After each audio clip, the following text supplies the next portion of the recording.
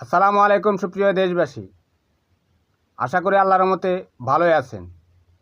শুরুতেই ঢাকা বিশ্ববিদ্যালয়ে ডাকসুর কেন্দ্রীয় ছাত্র সংসদ নির্বাচনের বিজয়ী ভিপি সাদিক কাইম সহ পুরো প্যানেলের সবাইকে অভিনন্দন জানাচ্ছি।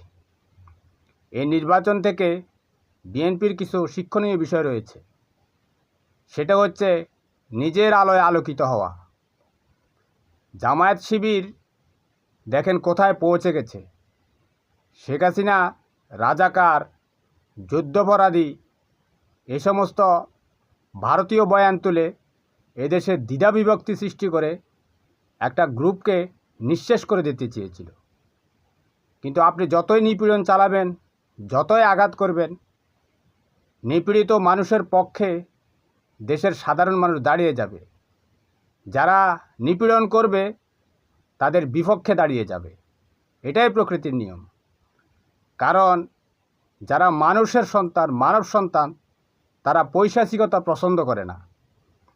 এখান থেকে বিএনপির শিক্ষণীয় বিষয় এটা যে বিএনপিকে এখন ইসলামিস্ট হতে হবে, বিএনপিকে নামাজও পড়তে হবে, নীতি নৈতিকতাও শিখতে হবে, নীতি নৈতিকতা থাকতে হবেই। কারণ দিন শেষে আপনি মানুষ, সৃষ্টির সেরা জীব। আর ভারতীয় বয়ানকে প্রত্যাখ্যান করতে হবে। রাজাকার ট্যাগ, যুদ্ধাপরাধী ট্যাগ এ সমস্ত পরিহার করতে হবে। আপনারা জানেন খালেদা জিয়া হাঁটি হাঁটি পা করে এই বিএনপিকে দাঁড় করিয়েছিল। বীর মুক্তিযোদ্ধা সাবেক সেনাপ্রধান বীরোত্তম প্রেসিডেন্ট জিয়াউর রহমানকে হত্যা করার পর এরশাদ কিন্তু বিএনপিকে নিঃশেষ করে দিতে চেয়েছিল। কিন্তু খালেদা জিয়ার আপোষহীন নেতৃত্বে খালেদা জিয়া কিন্তু একটা স্বর্গীয় নারীর প্রতিচ্ছবি। সে তার আলোয় পুরো বাংলাদেশকে আলোকিত করেছিল, বাংলাদেশের মানুষকে আকৃষ্ট করেছিল। সেই আলোয় বিএনপি দাঁড়িয়েছিল। কিন্তু বয়সের ভারে বেগম খালেদা জিয়া এখন নুজ্জমান হয়ে গেছে। ওনার দ্বারা সম্ভব না এখন হাটে মাঠে ঘাটে প্রচারণা করা।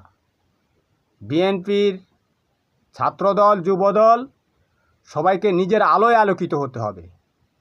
বুঝতে পেরেছেন? খালেদা জিয়ার জ্বালিয়ে যাওয়া যে প্রদীপ শিখা, সেটা দিয়ে আর চলবে না। এখন নিজের আলোয় আলোকিত হয়ে নিজেকে আদর্শবান হতে হবে। এবং হিন্দুত্ববাদী, জঙ্গিবাদী ভারতীয় যদি কোনো বয়ান থেকে থাকে বিএনপির মধ্যে, সেটা ছুঁড়ে ফেলে দিতে হবে। কারণ এই দেশের মানুষ হিন্দুত্ববাদী, ভারতীয় হাসিনা জঙ্গিত্ববাদী এগুলো আর মানবে না।